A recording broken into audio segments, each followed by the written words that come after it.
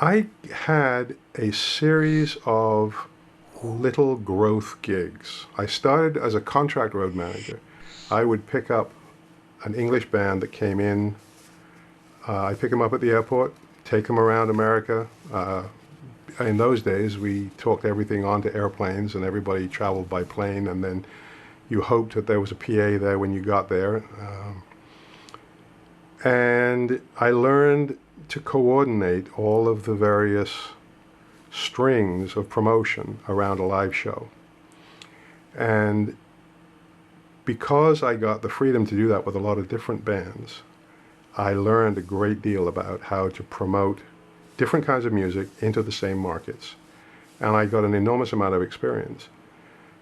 As my company, or the company that I worked for, grew, they ushered me into the publishing business, and then 2 years later into the record business. So I got a full grounding in every part of the music business as it applies to rock and roll. Do you think that's important as a professional? I think it's absolutely, without question, it is important that not only a manager, but also the artist know what the communication parts are between between publishing, between records, between live performances, between internet, between downloading. Where are the profit centers? Where are the ways of reaching the audience? How do you get your song in front of the biggest number of people to get an audience that will support you? When you start, you have to take anything you can get. I mean, your job as a fledgling musician is to put your music in front of as many people as you humanly can put it. If you have to do free gigs, if you have to be busking on the street, whatever it takes, that's what it takes to get you somewhere. Once you get past that level, you need someone to do the business for you, to let you express your creativity in music and dealing with the audience while they deal with the business. The fun part of the business, for me, is when the act has got to a place where they're virtually self-sufficient, and it's possible then to try things that may not have been done before. One of the things I'm most proud of for myself in marketing was a promotion for Styx that still has no peer. In 1981, I decided that rock and roll needed to be a branded entity, that a band like Styx, like the name of Styx, was as important to my audience as the Golden Arches are to McDonald's. And I looked around and I saw everywhere I would go in the country, if McDonald's was selling fish sticks, they were selling fish sticks in Kansas, in New York, in Los Angeles, and in Florida. They weren't selling Big Macs in Boston and fish sticks in LA. So I decided that it was the correct thing to do. McDonald's is the best marketer in the world. So we decided, Styx allowed me to try the same thing with them.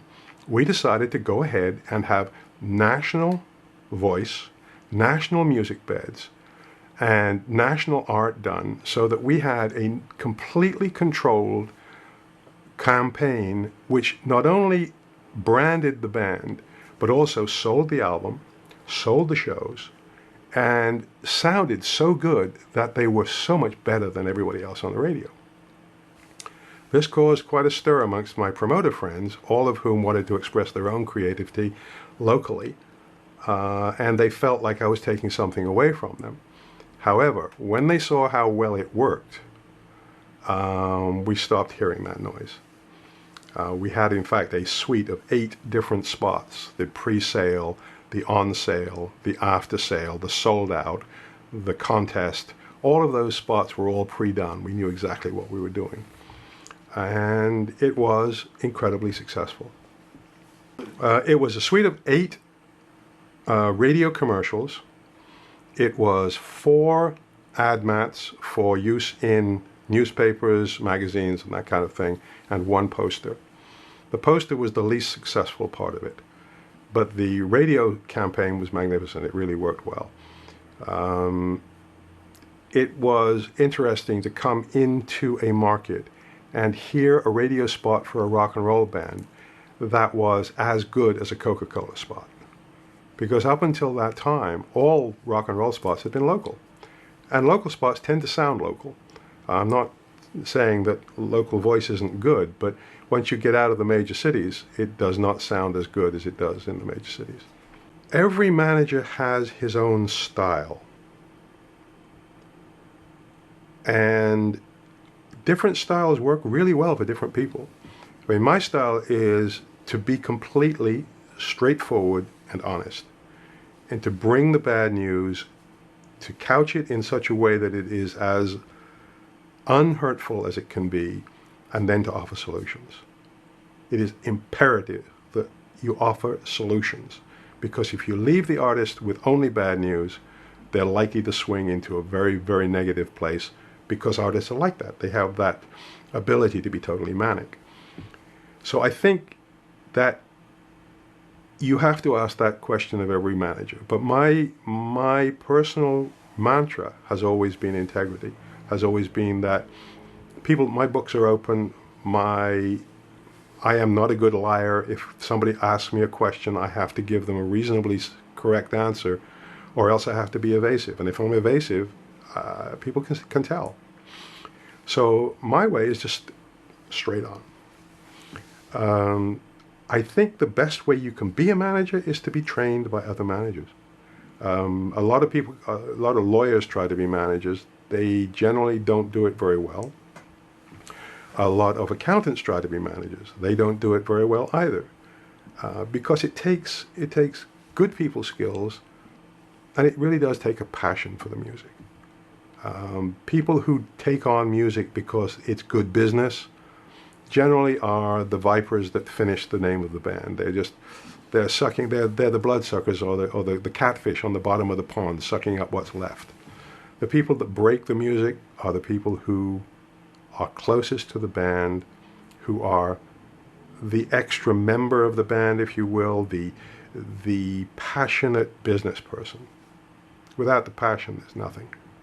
Being a road manager at that time, you did have to deal with hotels that thought that it was okay to give you a junior suite for 5 people.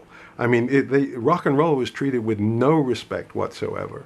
And I could make a phone call to a hotel manager the day before we were coming into a place. I've got five rooms booked for 5 artists, and I come in and it's 1 room for 5 people.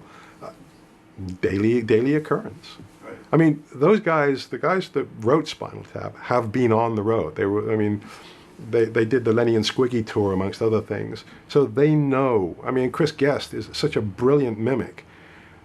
They've been there. They've actually seen this stuff, and then they can parody it.